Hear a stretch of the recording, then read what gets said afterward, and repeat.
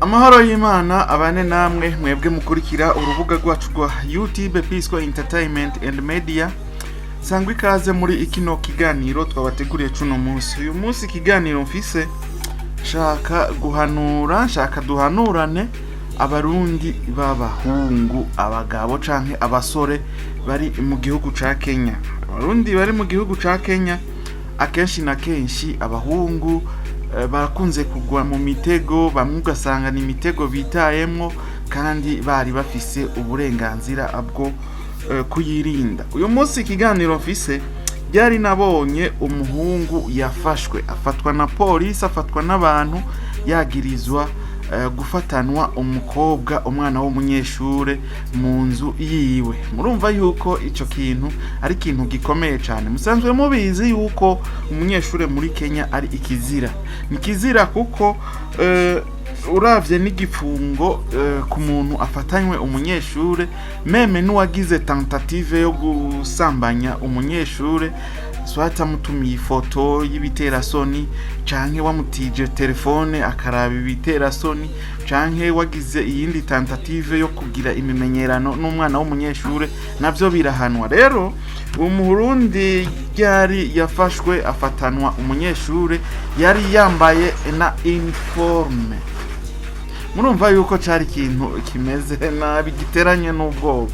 Usanzwe uzi yuko umwana w'umunyeshure ari ikizira, mugabo araje iwawe yambaye uniforme. Uko navyumvise uwo munyeshure kugira ngo amenyerane n'uno murundi imwene wacu, ngo hari ku munsi wa gatandatu igihe yafatwa yaramaze nk'incuro zishika kuri 5 imisi ya gatandatu adatonda mu ishure, niko ko umwigisha yaciye abaza abavyeyi impamvu umunyeshure umukobwa wabo atagitonda ku munsi wa gatandatu.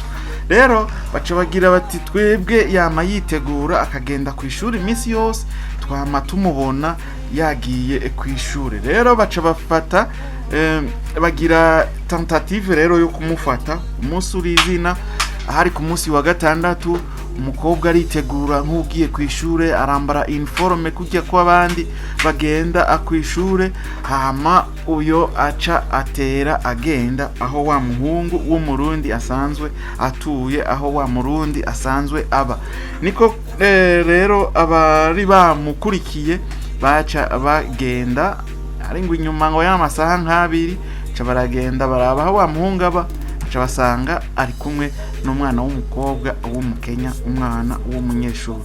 Murumva yuko ico kintu aho uba ufatanywe itonga, kandi ibihano byo gufatanwa umunyeshure nagasho k'imyaka arengo kabarara k'imyaka 25, ariko ubunye ngo ni imyaka 30. Murumva yuko nk'umuntu aba yaravuye mu gihugu c'u Burundi, ivyo atari byo vyamuzanye, mugabo akacagwa mu bisanga nk'ivyo. Murumva yuko ari ikintu kibabaje cyane. Ushobora kuba warufise nk'imyaka 20 uciye wongera ko imyaka 30, imyaka isumba iyo wari umaze kubaho, uri mu gasho, uri ahantu ufungiwe ahantu, cyumva yuko uba umaze kugira esheke mu buzima. Ushobora kuba warufise 30, imyaka 30, ukacufatanwa umwana w'umunyeshure imyaka 30 pa, uzovayo uri guka, uzovayo uri sogokuru, uzovayo uri umutama. Ibaze abo mwatanguriye rimwe, ubuzima mwavukiye rimwe, bobo bazoba bafise famille zabo, bo bazoba bafise imiryango yabo, bazoba banahagurutse mu buzima. Abo mwazananye muri Kenya bashoboye kwigenga ubuntu, baje bazi ko baje kurondera, nabo bazoba bafise aho bishikanye. Mugabo nawe wibereye mugasho. Mu ndugu yangu mugasho si heza. Agasho ko mu mahanga ndetse n'akatarako mu mahanga nagasho kiwanyi, naho ubufungiwe mu gihugu ciwawe, ubupoteje, ubugize esheke mu buzima bwawe. Rero mwabahungu mwe, my brothers barumunanje, kuko je ndakuze urya benshi ni barumunanje, ariko hariho nabakugwanje, hariho n'aba generation 80 nka jewe avutse mu za 1980. Tugende duhanurane, tumenye yuko umunyeshuri ari kizira.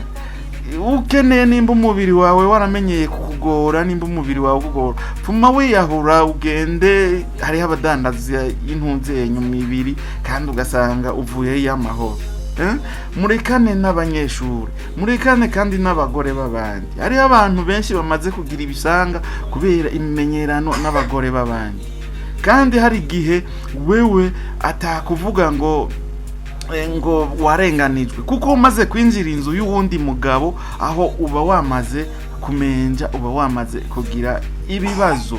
Umaze gufatanwa umunyeshuri yaje mu nzu yawe kandi ubizi neza ko ari umunyeshuri, yambaye vya birato meona botine, yambaye na ya masogisi agera mu mavi, yambaye na za uniforme na ya mipira y'ishure, ukaca winjiza mu nzu, aho uba wamaze kwita mu bibazo, uba wamaze kwita muri esheke ikomeye mu buzima bwawe. Rero barundi kazi, tugende turahanurana. Twavuye mu gihugu tuje kurondera, mu gihe rero twaje tuje kurondera hariho ibintu bimwe two kwirinda, ahubwo wopfuma ugira agisida, ukagira isanganya, ukarenganywa, kuko n'akarenganyo karahari. Mugabo ufatanywe itonga, ndugu yangu, uza wamaze kumererwa, ubuze wamaze kwiyonona wewe nyene. Rero bahungu muri hano, tugende turahanurana. Sinofata ngo ndabegeranye mwese ngo mvuge ngira ico mvuze ngo ndabahanure ngo duhanurane. Naje sindi umweranda, amakosa ndayafise, n'umweranda amakosa ndayafise, ariko ndabicishije hano kumbure ntihazobura abantu 1000 bari hano muri Kenya bashobora kuvyumva, bavuge ngira ngo kumbure ahubwo hariho n'abatabizi yuko umunyeshuri ari kizira, abo nabo bavyumve, babimenye yuko umunyeshuri ari kizira. Ufatanye umunyeshuri meme na tentative gutiza telefone umwana w'umunyeshuri ni ikintu gikomeye cyane, ico ni icaha gikomeye. Maze kuronka ubuhamya bwinshi, maze kubona abantu benshi bamaze kugwa mu ngorane nk'izo. Uyatijije telefone canke yandikiraniye n'umunyeshuri ugafatwa, umuvyeyi arakwitwarira canke ubundi wari wese ashobora kukwitwarira, kuko abanyeshuri mu gihugu ca Kenya n'abantu bubahikitse cane, barubashwe kandi n'abantu baba bagomba agukingirwa. Rero wewe nimba woba waragiye ukamenyerana n'umunyeshure mukaja mu rukundo, hanyuma ntufatwe, hanyuma ukabona umengo nibisanzwe, umenye ko ari kizira, uzobibandanye, uzoguma ubijamwo, umenye ko ari kizira. Umunsi wago uzogira ibibazo, uzofatwa. Je narababajwe vraiment n'umuntu dukorana, nyeretse nyene ati uyu n'umurundi yafatanye umunyeshuri, catangura kumpa ama histoire yuko abanyeshuri ari kizira. Acambwira ati hari abantu benshi ubunye bari mu gasho, bari mu busho ubutandukanye, bashoboye gufungwa, bafungiwe amadosiye nkayo. Ayego hariho ababarenganya, kuko murabizi akenshi ngaha muri bino bisagara vya Kenya hariho abasingomada, usanga bafise n'abana b'abakobwa bakuze. Rero arashobora wenyene kurondera ico yogukurako, hanyuma akaca agomba kumenyerana n'umwana wiwe w'umukobwa, hanyuma kugira ngo arondere ivyemezo kugira azokudendereze, kugira ngo uzomuha amahera, utamuhaye amahera naho agushira indani. Murumva yuko ico kintu naco hari ico kwirinda, n'ibintu bigoye cane. Rero tugende turahanurana. Uhanure mutoya wawe, nuzorabe ngo nuwo muva hamwe ngo canke ngo nuwo muva mu gacimbiri kamwe ngo canke ngo nuwo ngo uwari we wese niwabona afise imimenyerano n'abano bantu, abagore b'abaseribateri, abamere seribateri, just ndabita abafiyemere, kuko nta mufiye abaho yaramaze kuba umugore, abari umumere seribateri. Rero kumenyerana n'abamere seribateri, menye ukuntu mumenyerana, kuko umunsi washatse kuvana nawe wenyene azorondera ico yoshobora kugukorera kimeze nabi, hanyuma usanga uragiye mu bintu utazi, uguye mu ngorane utazi. Ndazi yuko hariho abantu muri ko munanyumvira, na cyane abantu bari muri Kenya mufise amatemwanyaje nkayo. Hariho abagenzi banyu canke bene wacu b'Abarundi baba bafungiwe kese nk'izo zo kurenganya, n'abandi nabo mugabo wewe urumva arondera ukuntu wofungirwa, hariho ivyemezo. wewe uzosanga waguye mu ruzi ugwita ikiziba utazi impamvu ivyo bintu vyashikiye. Abantu bino, abantu bagore baba mère célibataire ntibatinya gukorera ikibi umuntu. Ntabwo si kuvuga ngo ni ku Barundi gusa canke abanyamahanga gusa, nivukira abagabo nyene bo muri kino gihugu benshi barabafungisha bivuye kuri utwo twana tw'udukobwa, bivuye ku co boba bapfuye. Ushobora kuba warabanye n'uyo mumere, we warakuronderera ukuntu yokugirira nabi, ukazusanga uguye mu bibazo utari witeze yuko wogwamo. Rero bene wacu twaje tuje kurondera, ndazi yuko ari Abarundi benshi vraiment barondera kandi cyane utwaronse twose vraiment amenye ukuntu atwifatamo. Muba mukwiye kurabira ku bantu nkabo, kuko hariho nk'umuntu uzusanga kweri ayaronse ni cupa, abagore inkumi urumva nkahonye waje uje kurondera, kandi kuva mu gihugu wavuye mu gihugu uvuga uti jewe ngiye kurondera ndabasumba handi, ivyo vy'inkumi n'abagore bitari birimwo, uca umva yuko uba wamaze ekononekara my friend, uba wamaze kuba nabi. Rero tugende duhana impanuro. Niwabona mutoya wawe canke mukuru wawe, mubwira ijambo wirenganire, mubwire uti ni 25 ans de prison, tentative yonyene ni imyaka 10. Kumenyerana n'umwana w'umukobwa w'umunyeshuri ni imyaka 10. Wafatanywe itonga wabikoze naho ni imyaka 30. Muca mwumva yuko ivyo bintu biba bibabaje.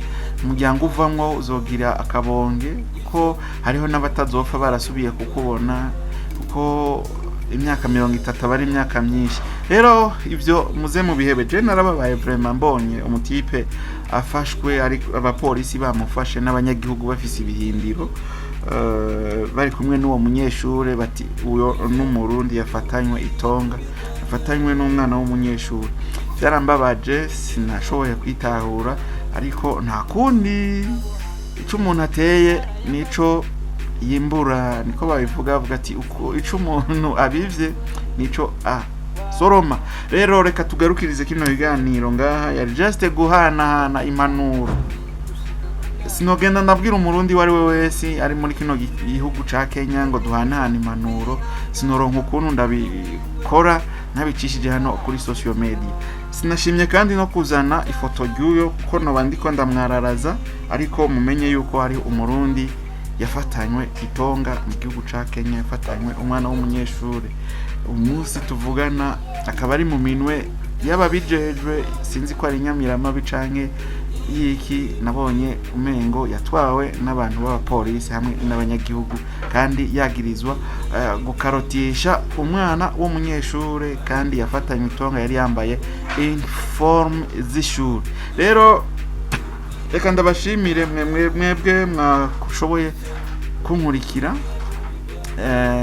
Cyo ndabasaba no kugira partage, na cyane mu bigire ku Barundi bari mu gihugu ca Kenya, kugira ngo bamenye yuko ari kizira, kumbure hariho abatabizi yuko kizira gukina n'umwana w'umunyeshure w'umukobwa. Merci beaucoup, naho butaha mu kindi kiganiro. Imana ibahezagire. Thank you.